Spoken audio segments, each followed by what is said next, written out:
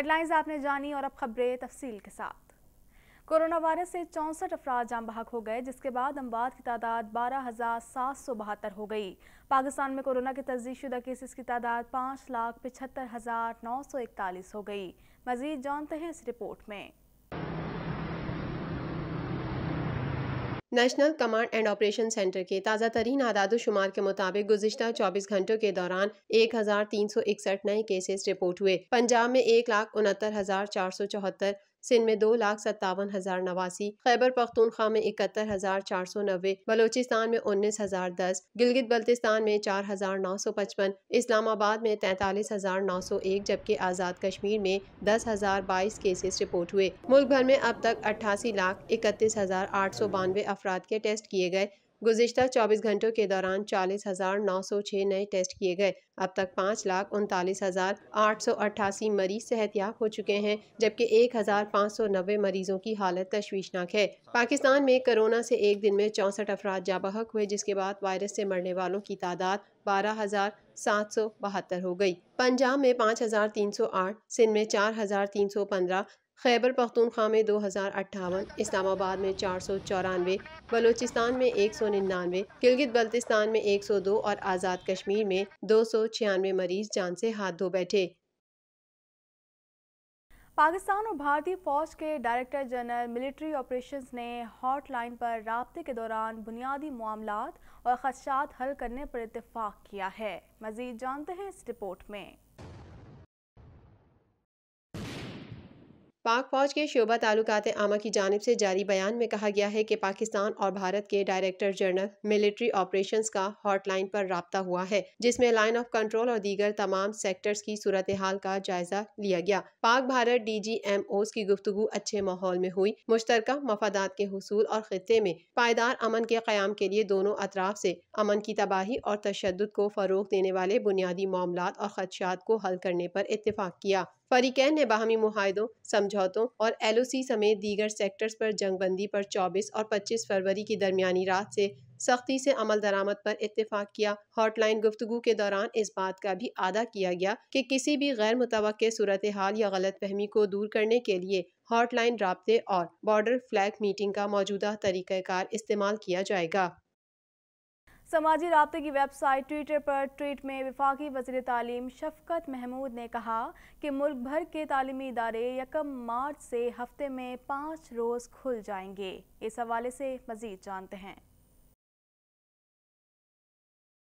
वफाकी वज़ीर तालीम शफकत महमूद ने 1 मार्च से मुल्क भर में तमाम तालीमी इदारे मामूल के मुताबिक खोलने का ऐलान करते हुए कहा है कि अल्लाह ताला के फजलो करम से हम मामूल के हालात की जानिब जा रहे हैं। समाजी राब्ते की वेबसाइट ट्विटर पर ट्वीट में शफकत महमूद का कहना था कि मुल्क भर के तालीमी इदारे 1 मार्च से हफ्ते में 5 रोज़ के लिए खुल जाएंगे। कोरोना की वजह से बड़े शहरों में स्कूलों पर क्लासेस को छोटे गिरोहों में तकसीम करके पढ़ाने की पाबंदी का इत्तलाक 28 फरवरी से ख़त्म हो रहा है। शफकत महमूद का कहना था कि कुछ बड़े शहरों के स्कूल 28 फरवरी तक मरहलावार क्लासेस लेंगे। ख्याल रहे कि गुज़िश्ता बरस फरवरी से मुल्क में कोरोना के बाइस तालीमी निज़ाम दरहम बरहम होकर रह गया था।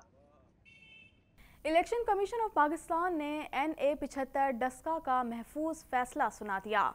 इलेक्शन कमीशन ने डस्का में 18 मार्च को दोबारा इलेक्शन कराने का हुक्म दे दिया। मजीद जानते हैं इस रिपोर्ट में।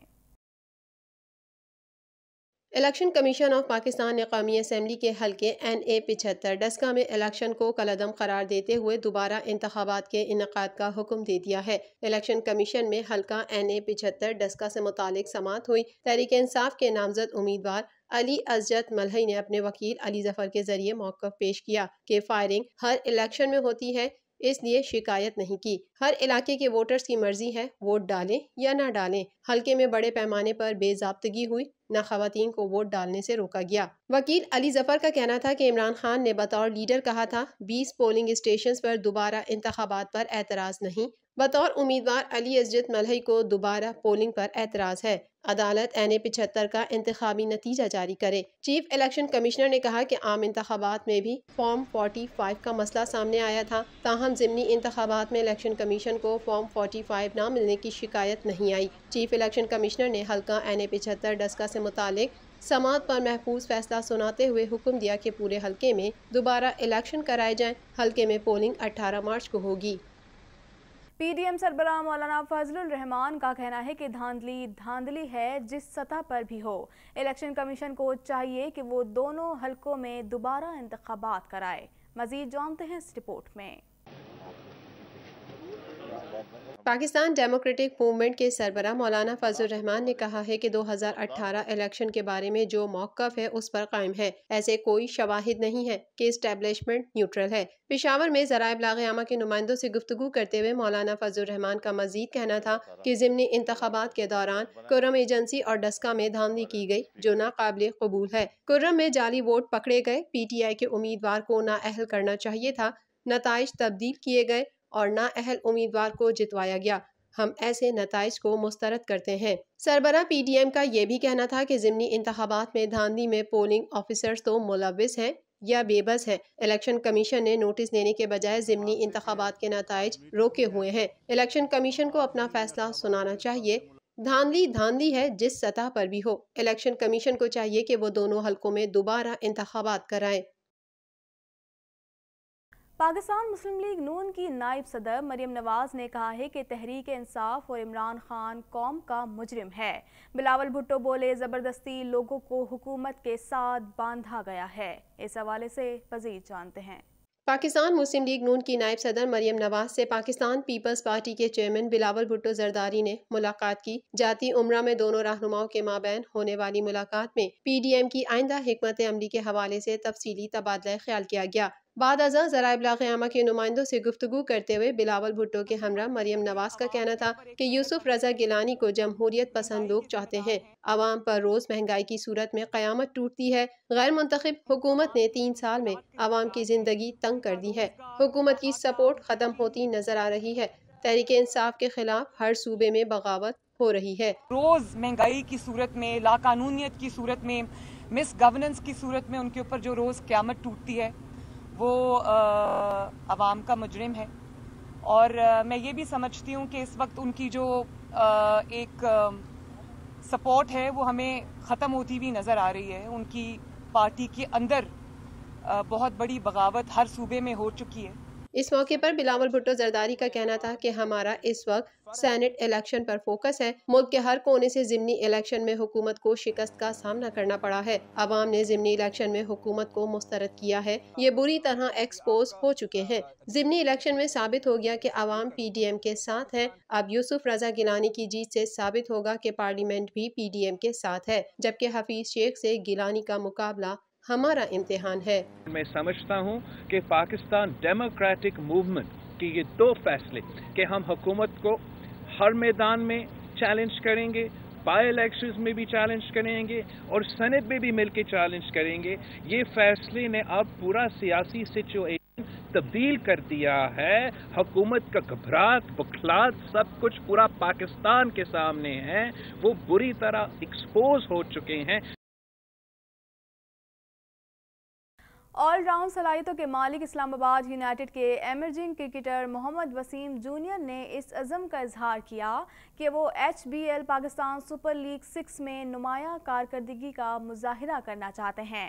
ان کا اصل ہدف پاکستان کا بہترین آل راؤنڈر بننا ہے۔ مزید جانتے ہیں اس رپورٹ میں۔ شمالی وزیرستان سے تعلق رکھنے والے all rounder Muhammad Waseem junior نے H B L P S L 6 میں اسلام آباد یونائیٹڈ کی نمائندگی سے قبل بہت محنت کی۔ انہوں نے 2011 میں ٹیپ بال کرکٹ کا آغاز کیا اور پھر ہارڈ بال کرکٹ کھیلنے کے لیے پشاور منتقل ہو گئے۔ محمد وسیم کا کہنا ہے کہ شروع میں تو ان کے والد بھی ان کے کرکٹ کھیلنے پر خوش نہیں تھے، مگر پھر چچا کی رہنمائی اور قریبی دوستوں کے تعاون نے انہیں آگے بڑھنے میں بہت مدد کی۔ نوجوان آل راؤنڈر جنوبی افریقہ میں کھیلے گئے آئی سی سی انڈر 19 کرکٹ ورلڈ کپ 2020 میں پاکستان کی نمائندگی کا اعزاز حاصل کر چکے ہیں۔ گزشتہ سال ایونٹ میں شرکت ایک یادگار تجربہ تھا اور وہ ٹورنامنٹ میں پاکستان انڈر 19 کرکٹ ٹیم کی نمائندگی پر فخر محسوس کرتے ہیں۔ گزشتہ سال کھیلے گئے اس ایونٹ میں محمد وسیم جونیئر نے اسکاٹ لینڈ کے خلاف بہترین کارکردگی پیش کرتے ہوئے 5 وکٹس حاصل کی تھیں۔ پاکستان انڈر 19 کرکٹ ٹیم نے ٹورنامنٹ میں تیسری پوزیشن حاصل کی تھی۔ آئی سی سی انڈر 19 کرکٹ ورلڈ کپ 2020 کے سیمی فائنل میں بھارت سے شکست پر اپنی مایوسی کا اظہار کرتے ہوئے نوجوان کرکٹر نے کہا کہ اس میچ میں ناکامی نے سب کو افسردہ کر دیا تھا، مگر اب وقت آگے بڑھ چکا ہے۔ اسلام آباد یونائیٹڈ کے اسکواڈ میں شمولیت پر مسرور نوجوان آل راؤنڈر کا کہنا ہے کہ اسلام آباد یونائیٹڈ ایک بہترین فرنچائز ہے کہ جہاں ہمیں حسن علی اور کپتان شاداب خان جیسے T20 کرکٹ کے تجربہ کار کھلاڑیوں کا ساتھ میسر ہے اور یہاں سب کھلاڑی ایک دوسرے کی مکمل رہنمائی کرتے ہیں۔ مزید خبریں بھی بلیٹن کا حصہ ہوں گی مگر اس بریک کے بعد۔